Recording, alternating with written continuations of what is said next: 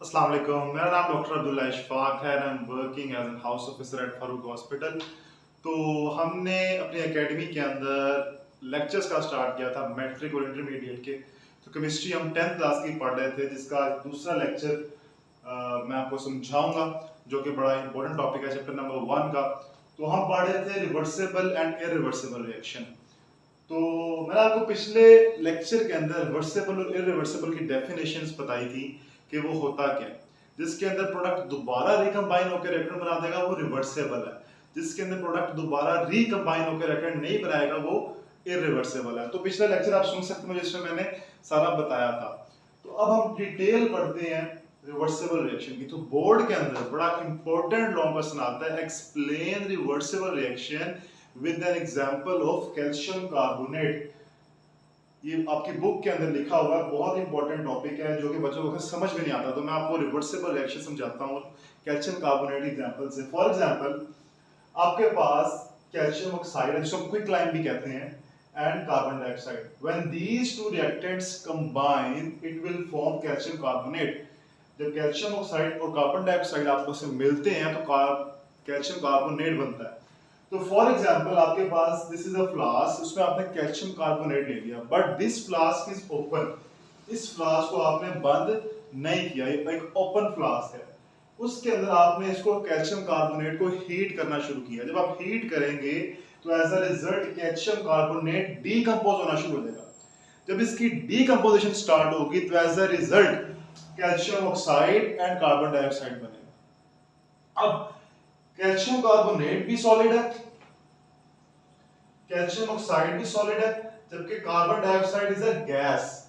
तो जब इसी फ्लास्क के अंदर, उसी फ्लास्क जिसके अंदर उसको आपने हीट किया था, वो डीकंपोज होके कैल्शियम ऑक्साइड और कार्बन डाइऑक्साइड में कन्वर्ट होना शुरू हो गया। क्योंकि फ्लास्क ओपन था तो कार्बन डाइऑक्साइड आहिस्ता आहिस्ता उस फ्लास्क से बाहर आना शुरू हो जाएगी। Carbon dioxide escapes out. जब कार्बन डाइऑक्साइड बाहर आना शुरू हो जाएगी तो आपका जो एक प्रोडक्ट है वो आहिस्ता आहिस्ता खत्म होना शुरू हो गया। तो रिएक्शन अब रिवर्स नहीं हो सकता, क्योंकि आपका एक प्रोडक्ट फ्लास्क से निकल चुका है। कार्बन डाइऑक्साइड वॉश आउट हो चुकी है, एस्केप आउट हो चुकी है। इस वजह से अब दोबारा ये रिएक्शन रिवर्स नहीं हो सकता। तो ये रिएक्शन कौन सा होगा? इरिवर्सिबल होगा, क्योंकि अब प्रोडक्ट्स मौजूद नहीं है जो दोबारा मिलकर क्या बनाएंगे? Calcium carbonate. तो ये मैंने रिएक्शन लिखा है, जब कैल्शियम कार्बोनेट की डीकंपोजिशन होगी तो कैल्शियम ऑक्साइड बनेगा और कार्बन डाइऑक्साइड बनेगी, जो कि एक इरिवर्सिबल रिएक्शन है। अब दूसरी तरफ आ जाए। अब आपने उसी फ्लास्क को क्लोज कर दिया, क्लोज करके दोबारा वही प्रोसेस रिपीट करना है। आपने दोबारा उसी फ्लास्क को हीट किया और कैल्शियम कार्बोनेट डीकंपोज होना शुरू हो गया। जब डीकंपोज होगा तो कैल्शियम ऑक्साइड और कार्बन डाइऑक्साइड बनना शुरू हो जाएंगे। लेकिन इसमें फर्क क्या है कि फ्लास्क अब क्लोज्ड है। जब फ्लास्क क्लोज होगा तो कार्बन डाइऑक्साइड यहां से बाहर नहीं निकल सकती। जब कार्बन डाइऑक्साइड एस्केप आउट नहीं होगी तो वो दोबारा कैल्शियम ऑक्साइड के साथ मिलके कैल्शियम कार्बोनेट बनाना शुरू कर देगी। तो दोबारा प्रोडक्ट से मिलके क्या बनना शुरू हो जाएगा? रिएक्टेंट्स बनना शुरू हो जाएंगे। तो फर्स्टली कैल्शियम कार्बोनेट डीकंपोज हुआ और कैल्शियम ऑक्साइड और कार्बन डाइऑक्साइड बने। उसके बाद जब फ्लास्क क्लोज थी तो दोबारा ये रिएक्टेंट्स मिल गए और क्या बनाना शुरू कर दिया उन्होंने? Calcium carbonate. तो इस तरह ये जब फ्लास्क क्लोज होगी तो यही रिएक्शन किसमें कन्वर्ट हो जाएगा? रिवर्सिबल में। रिएक्टेंट्स मिलके प्रोडक्ट बनाएंगे, प्रोडक्ट दोबारा क्या बनाएंगे? रिएक्टेंट। तो पहले कैल्शियम कार्बोनेट डीकंपोज होगा, उसके बाद दोबारा ये कंबाइन होकर कैल्शियम कार्बोनेट बना देंगे। तो this is an example of reversible reaction. तो एक आसान सा टॉपिक है जो कि बोर्ड में पूछा जाता है, तो उसका कॉन्सेप्ट मैंने आपको बता दिया। उसके बाद हम चलते हैं। अच्छा, अब आपको उससे के बाद पता होना चाहिए कि फॉरवर्ड रिएक्शन क्या होता है, रिवर्स रिएक्शन क्या होता है। जब आप जिस रिएक्शन के अंदर रिएक्टेंट्स आपस में कंबाइन होकर प्रोडक्ट बनाते हैं, जिस रिएक्शन के अंदर रिएक्टेंट्स आपस में कंबाइन होकर प्रोडक्ट बनाते हैं, वो होता है फॉरवर्ड रिएक्शन। वो क्या होता है? Forward reaction. जिसके अंदर प्रोडक्ट कंबाइन होकर रिएक्टेंट बनाता है वो कौन सा होता है? Reverse reaction. इस एग्जांपल के अंदर कैल्शियम कार्बोनेट से जो कैल्शियम ऑक्साइड और CO2 बना है ये फॉरवर्ड रिएक्शन है, और कैल्शियम ऑक्साइड और कार्बन डाइऑक्साइड से जो कैल्शियम कार्बोनेट बना है ये रिवर्स रिएक्शन है। तो रिएक्टेंट से जो प्रोडक्ट बनेंगे वो फॉरवर्ड रिएक्शन होगा, और प्रोडक्ट से जो रिएक्टेंट बनेंगे ये रिवर्स रिएक्शन होगा। उसके बाद फॉरवर्ड रिएक्शन हमेशा लेफ्ट टू राइट मूव करता है, जबकि रिवर्स रिएक्शन हमेशा राइट टू लेफ्ट मूव करता है। इसका डिफरेंस बहुत इंपॉर्टेंट है, हर साल बोर्ड में मस्ट शॉर्ट क्वेश्चन है। उसके बाद तीसरा पॉइंट क्या है कि इनिशियली में फॉरवर्ड रिएक्शन फास्ट होता है। कैसे? सबसे पहले आपके पास रिएक्टेंट मौजूद थे, रिएक्टेंट्स बहुत जल्दी से प्रोडक्ट में कन्वर्ट हो रहे हैं।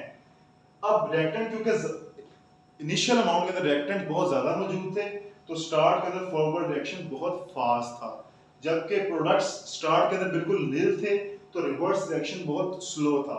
फिर आहिस्ता आहिस्ता रिएक्टेंट्स की अमाउंट कम होना शुरू हो गई, फॉरवर्ड रिएक्शन स्लो होना शुरू हो गया, और आहिस्ता आहिस्ता प्रोडक्ट की अमाउंट बढ़ना शुरू हो गई और रिवर्स रिएक्शन आहिस्ता आहिस्ता बढ़ना शुरू हो गया। तो this is how you can differentiate between forward and reverse reaction. ये चारों डिफरेंस है।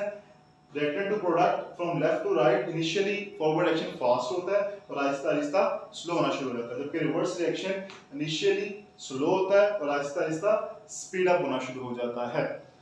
अब अगर रेट ऑफ फॉरवर्ड रिएक्शन यानी जिस रेट से फॉरवर्ड रिएक्शन हो रहा है, अगर वो रिवर्स रिएक्शन के रेट के बराबर हो जाए, तो वी कैन से कि इक्विलिब्रियम अचीव हो गया है। जब दोनों साइड्स आपस में इक्वल हो जाएंगे, जब रेट ऑफ फॉरवर्ड रिएक्शन और रेट ऑफ रिवर्स रिएक्शन आपस में क्या हो जाएगा, इक्वल हो जाएगा, तो हम कहते हैं केमिकल इक्विलिब्रियम अचीव हो गया। अब केमिकल इक्विलिब्रियम के आगे से दो टाइप्स हैं।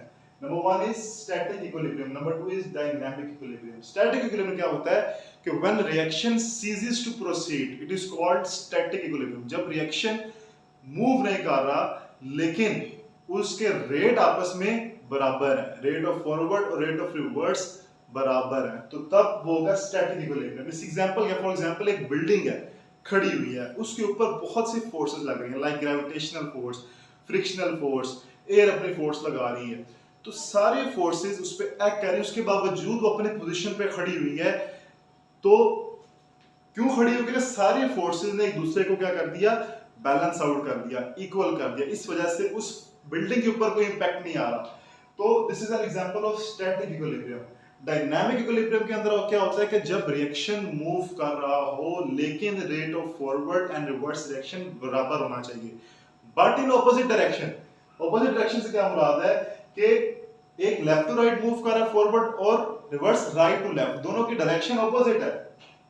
This is how forward move from right left to right and reverse move from right to left, तो दोनों की डायरेक्शन ऑपोजिट है। अगर रेट सेम हो जाएगा और रिएक्शन मूव कर रहा होगा, कंटीन्यूअस होगा, तो उसको हम कहेंगे डायनामिक इक्विलिब्रियम। तो this is all about the equilibrium. उसके बाद आपको बहुत इंपॉर्टेंट शॉर्ट क्वेश्चन आता है, draw a graph showing that rate of forward and reverse reaction is equal. आप एक ग्राफ ड्रॉ करें जिसमें आप ये बताएं कि रेट ऑफ फॉरवर्ड और रेट ऑफ रिवर्स रिएक्शन बराबर है। किस तरह? तो आपने एक्स एक्सिस के ऊपर टाइम को लेना, यानी टाइम जो रेट है, और आपने जो वाई एक्सिस के ऊपर आपने रेट लेना है, रेट ऑफ रिएक्शन। आपने वाई एक्सिस के ऊपर रेट ऑफ रिएक्शन और एक्स एक्सिस के ऊपर आपने मिनट्स के ऊपर टाइम दिया कि 10 मिनट के बाद रिएक्शन यहां पे था, 20 मिनट के बाद रिएक्शन यहां पे था, 30 मिनट के बाद रिएक्शन यहां पे था, और ये आपको बताएगा कि अब समझते हैं ग्राफ को।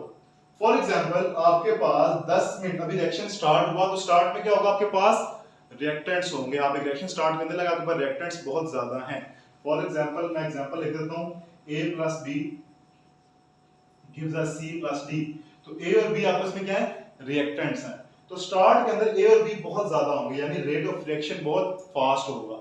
जिस तरह, और ये फॉरवर्ड रिएक्शन है क्योंकि आप मूव कर रहे हैं फ्रॉम लेफ्ट टू राइट, तो a और b बहुत ज्यादा होंगे, तो देखिए रेट ऑफ रिएक्शन बहुत फास्ट है, यहां से स्टार्ट हुआ, और जबकि रिवर्स रिएक्शन उस टाइम बिल्कुल स्लो डाउन है, जीरो पे है। और आहिस्ता आहिस्ता क्या होगा कि रिएक्टेंट्स प्रोडक्ट में कन्वर्ट होना शुरू हो गए। तो मैंने आपको बताया था कि जब रिएक्टेंट्स प्रोडक्ट में कन्वर्ट होना शुरू हो जाएंगे तो forward reaction Aahista Aahista slow down होना शुरू हो जाता है। तो Aahista Aahista forward reaction with the passage of time, forward reaction Aahista Aahista slow down हो रहा है।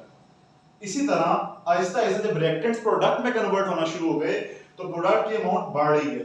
जब प्रोडक्ट की अमाउंट बढ़ेगी तो rate of reverse reaction Aahista Aahista बढ़ना शुरू होगा। मैंने बताया था कि जो रिवर्स रिएक्शन है it speeds up gradually, reverse reaction Aahista Aahista increase करता है। तो एक टाइम आएगा जब दोनों के रेट आपस में क्या हो जाएंगे, बराबर हो जाएंगे। When rate of forward direction becomes equal to the rate of reverse direction and we can say that the equilibrium is achieved, कि आपने इक्विलिब्रियम को यहाँ पे अचीव कर लिया जब रेट ऑफ फॉरवर्ड और रेट ऑफ रिवर्स आपस में क्या हो गए, बराबर हो गए, बट इन ऑपोजिट डायरेक्शन। तो ये एक छोटा सा टॉपिक था। इसके बाद नेक्स्ट लेक्चर के अंदर हम डायनामिक मैक्रोस्कोपिक कैरेक्टरिस्टिक्स पढ़ेंगे डायनामिक इक्विलिब्रियम के, और लॉ ऑफ मास एक्शन, और केसी इक्विलिब्रियम कांस्टेंट कैसे निकाला जाता है उसके बारे में पढ़ेंगे।